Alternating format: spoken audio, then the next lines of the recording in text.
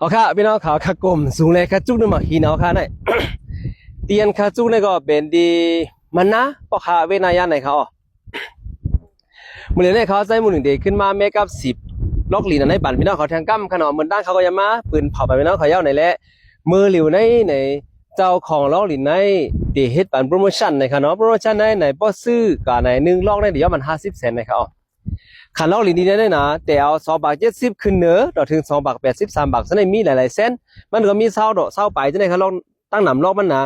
ไว้กาหน้ากาล็อกหลีนหลายๆล็อกเนี่ยสามเฮ็ดบันดา2ล็อกไอ้ครับก็เหลือเผาดันมาซื้อเนี่ยก็เหมือนว่าขานมันตั้งไว้2 บาท 70ปนไหนถึงพี่น้องเขาเอาดา2ล็อกปนไหนได้ยอมบันกับเหลือ1 บาท 1 แสนนะยอมบันกับเหลือ1 บาท 1 แสน2ล็อกได้บ่เฮ็ดโปรโมชั่นปนไหนถึงไม่ได้ต้องอยู่3 บาทไปขนาดเนาะต้องอยู่5 บาทไปขนาดเนาะไว้กาบ่ว่าเอา2ล็อกกำเหลียว2ล็อกคือกันปนไหนถึง1ล็อกยอมมัน50 เซนนะครับด้วยค่ะเลยซื้อไหนใครเอาวะ